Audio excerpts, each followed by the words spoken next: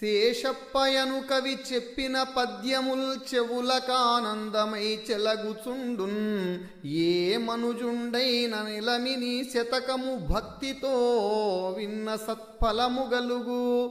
చెలగి ఈ పద్యముల్ చేర్చి వ్రాసిన వారు కమలాక్షు కరుణను గాంతురెప్పుడు. ఇంపుగా పుస్తకం బెప్పుడు పూజించిన దురితజాలంబులు తొలగిపోవున్.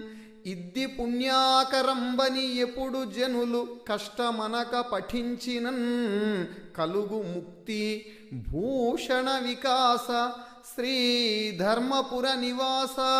దుష్ట సంహార నరసింహ దురిత దూరా. ఆభరణములచే ప్రకాశించేవాడా, దుష్టులను సంహరించేవాడా, పాపములను దూరము చేయువాడా, ధర్మపురి గ్రామంలో కొలువుదీరిన ఓ నరసింహస్వామి,